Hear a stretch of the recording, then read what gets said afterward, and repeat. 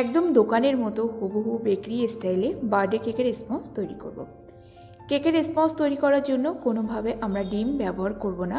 আজকের রেসিপি থাকবে সম্পূর্ণ এগলেস।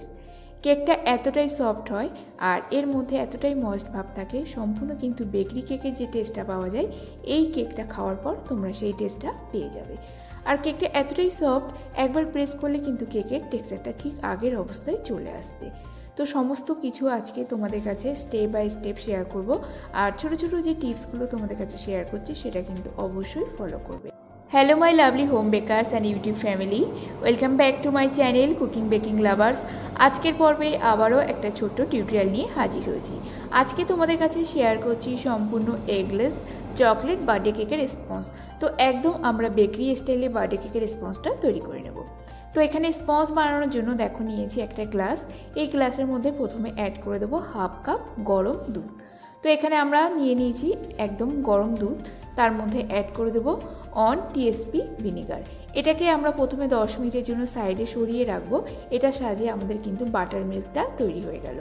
আর এখানে দুধের টেম্পারেচারটা একটু সামান্য গরম রাখবে, খুব একটা কিন্তু গরম লাগবে না, তাহলে দুধটা অনেকটাই ছানা কেটে যাবে। তো দুধটাকে সাইডে রেখে দিলাম। এরপর একটা নিয়ে নিলাম বাটির মধ্যে আমরা চালুনি রেখে দিয়েছি। এরপর এখানে আমরা অ্যাড করে দেবো ময়দা। তো এখানে নিয়েছি 2/3 কাপ ময়দা, আর তার সাথে অ্যাড করে দেবো 1 টেবিল স্পুন ময়দা। যদি আমরা গ্রাম মেজারমেন্ট করি 125 গ্রাম এখানে দাঁড়াবে ময়দা।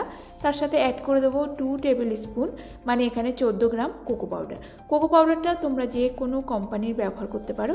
যদি ডার্ক কোকো পাউডার ব্যবহার করা হয় তাহলে চকলেট কেকের রিচ যে টেস্টটা আসে সেটা কিন্তু খুব সুন্দর আসে। এরপর এর মধ্যে অ্যাড করে দেবো বেকিং পাউডার। তো বেকিং পাউডার এখানে টোটাল আমরা ব্যবহার করব 1 টিস্পুন। এর সাথে অ্যাড করে দেবো হাফ টিস্পুন বেকিং সোডা। তো কতটা পরিমাণে নিচ্ছি তোমরা দেখেই বুঝতে পারছো। তো এখানে half teaspoon baking soda add করে দিলাম, তার সাথে 1 চুটকি লবণ দেব। এখানে মিষ্টির ব্যালেন্সটা ঠিকঠাক রাখার জন্য অবশ্যই তোমরা লবণটা অ্যাড করো। তারপর দেখো এখানে আমি নিয়েছি 2 টাকা দামের নেসক্যাফে। কফিটা অ্যাড করলে চকলেট কেকের রিচ যে টেস্টটা কিন্তু সেটা খুব সুন্দর আসে। এইভাবে যদি তোমরা বাড়িতে চকলেট কেক রেডি করো তাহলে দেখবে কাস্টমারের রিভিউটা কিন্তু খুব সুন্দর থাকে। তো এখানে 2 টাকা দামে যে কফির প্যাকেটটা আছে সেটা থেকে আমি অর্ধেক দিয়ে দিলাম।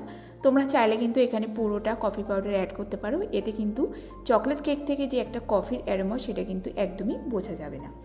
এখানে ভালো করে চেলে নিয়ে নিলাম। এরপর শুকনো উপকরণগুলো আবারও হ্যান্ড উইস্কারের সাহায্যে একটু মিক্সড করে নিচ্ছি, যাতে সমস্ত উপকরণগুলো এখানে মিক্সড হয়ে যায়। তো এই শুকনো উপকরণগুলো রেখে দেবো সাইডে। অন্যদিকে নিয়ে নেব একটা বড় বাটি। এর মধ্যে আমরা ওয়েট ইনগ্রিডিয়েন্টসগুলো এক এক করে মিক্সড করব। তো এখানে বাটির মধ্যে আমরা অ্যাড করে দেবো 2/4 কাপ কনডেন্স মিল্ক। এই কনডেন্স মিল্কের রেসিপিটা আমি কালকেই তোমাদের কাছে শেয়ার করেছি, আবারও ডিসক্রিপশানে আমি তোমাদের লিঙ্কটা দিয়ে দেবো। খুব কম সময়ে আর খুব কম উপকরণের মাধ্যমে কিন্তু আমরা কনডেন্স মিল্কটা বাড়িতে বানিয়ে নিতে পারি। আর এরপর এর মধ্যে অ্যাড করে দেবো রিফাইন তেল। তো এখানে টোটাল 4 টেবিল স্পুন রিফাইন তেল অ্যাড করে দিলাম। আর রিফাইন তেলের বদলে কিন্তু তোমরা এখানে বাটার ব্যবহার করো না, যেহেতু এটা বার্থডে কেকের স্পঞ্জের মধ্যে বাটার ব্যবহার করলে বাটারের ফলে স্পঞ্জটা অনেকটা শক্ত হয়ে যায় ঠান্ডা হয়ে যাওয়ার পরে। তো এখানে 4 টেবিল চামচ তেল দিয়ে দিলাম। তারপর ভালো করে হ্যান্ড উইস্কারের সাহায্যে প্রথমে কনডেন্স মিল্ক আর তেলটা খুব ভালো করে মিক্সড করে নেব। যতক্ষণ না একদম মিশিয়ে আছে ততক্ষণ কিন্তু হ্যান্ড উইস্কারের সাহায্যে বিট করতে থাকবো। আর এই কেকটা তৈরি করার জন্য কিন্তু আমাদের কোনো প্রকার ইলেকট্রিক হ্যান্ড বিটারও লাগে না। এরপর এর মধ্যে অ্যাড করে দেবো ফ্লেভার।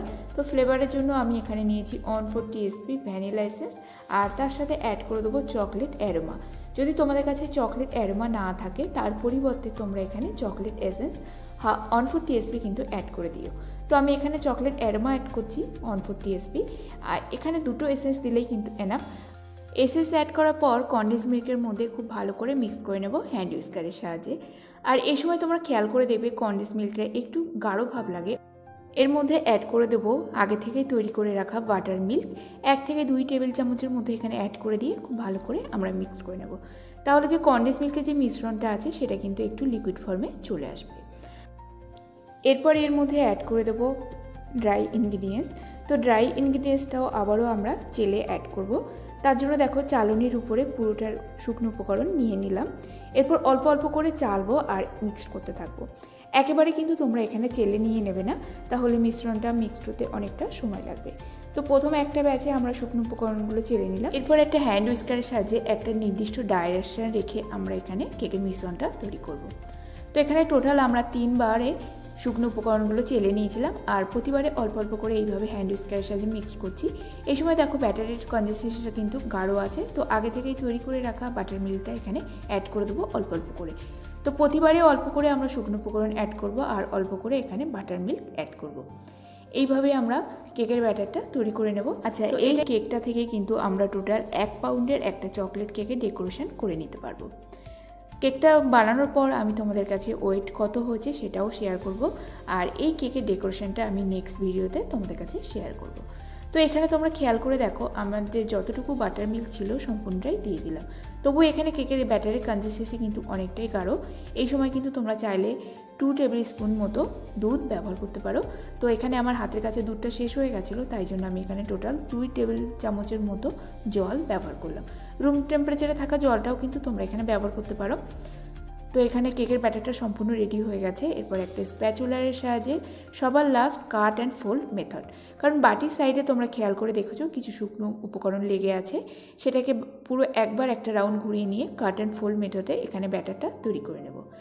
আর সবথেকে মজার ব্যাপার কি জানো বন্ধুরা, এই ব্যাটারের মধ্যে আমরা যদি তেলের পরিবর্তে বাটার ইউজ করি, চকো চিপস অ্যাড করি বা এর মধ্যে মেল্টেড চকলেট যদি একটু দিয়ে দিই, তাহলে এটা একদম রিচ ফ্লেভারের কিন্তু চকলেট কাপকেক তৈরি হয়ে যাবে। এই কাপকেকগুলো তোমরা কিন্তু সেলিং পারপাসে ব্যবহার করতে পারো। আর এরপর এখানে কেকের ব্যাটারটা সম্পূর্ণ তৈরি হয়ে গেছে, আর কেক বেক করার জন্য আমি নিয়েছি 5 ইঞ্চি কেক টিন। এই কেকটা একটু হাইট হওয়ার জন্য আমি 5 ইঞ্চি কেক টিনটা চুজ করেছি। তোমরা কিন্তু এখানে 6 ইঞ্চি কেক টিনটা চুজ করতে পারো। তো কেক টিনটা আগে থেকে আমি অয়েল ব্রাশ করে বাটার পেপার লাগিয়ে নিয়েছি। এরপর চলো যতটা ব্যাটার রেডি আছে সম্পূর্ণ ব্যাটারটা কেক টিনের মধ্যে দিয়ে দেবো। আর কেক বেক করার জন্য কিন্তু তোমরা গ্যাস ওভেনে, প্রেশার কুকার বা কড়াই বসেও কিন্তু করে নিতে পারো। আর আজকে আমি কেকটা বেক করে নেব প্রিহিট করা ওটিজির মধ্যে। তো এখানে ওটিজি টেম্পারেচারটা কত রাখবো, ওটিজির টেম্পারেচার এখানে সেট করব 160 ডিগ্রি। 160 ডিগ্রি কিন্তু এনাফ একটা 30 লিটার ওটিজির যে টেম্পারেচারটা হওয়া চাই সেটা। আর এখানে বোথ রড অন থাকবে আপ। আর কেকটা বেক হতে কিন্তু এখানে সময় লাগবে 20 থেকে 25 মিনিট। যদি আমরা কড়াই কিংবা গ্যাস ওভেনে, প্রেশার কুকারের মধ্যে কেকটা বেক করি তাহলে 30 থেকে 35 মিনিট কিন্তু এখানে সময় লেগে যেতে পারে। 30 মিনিট পর আমি কেকটা ওভেন থেকে বের করে নিলাম। আর কেক কিন্তু কখনো গরম অবস্থায় তোমরা এইভাবে খোলা রেখে দেবে না, তাহলে কেকের উপরের সারফেসটা কিন্তু হার্ড হয়ে যাবে। বিশেষ করে চকলেট কেকের স্পঞ্জটা কিন্তু খুব তাড়াতাড়ি হার্ড হয়ে যায়।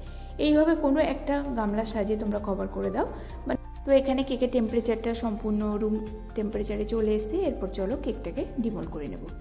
কেক ডিমোল্ড করে নেওয়ার পর এই কেকটা কতটা ওয়েট হয়েছে সেটা তোমাদের আমি মেজারমেন্টটা করে দেখাচ্ছি। আর আজকে যে কেকটা আমরা ব্যবহার করলাম, কতটা উপকরণ ব্যবহার করেছি, সমস্ত কিছু গ্রাম অ্যান্ড কাপ মেজারমেন্টটা তোমাদের কাছে আমি ডেসক্রিপশনে শেয়ার করে দেবো। তো এখানে দেখো কেকের ওয়েটটা দাঁড়িয়েছে 350 গ্রাম। বেসিক্যালি যখন আমরা ডিম দিয়ে বার্থডে কেকের স্পঞ্জ রেডি করি সেই কেকের স্পঞ্জটা কিন্তু খুব ফ্লাফি হয়, সেই জন্য বার্থডে কেকের স্পঞ্জের ওয়েটটা কম হয়। এটা যেহেতু এগলেস ভার্সন তোমাদের কাছে শেয়ার করলাম, এই কেকের স্পঞ্জটা কিন্তু নর্মাল স্পঞ্জের থেকে একটু সামান্য ওয়েট হয়।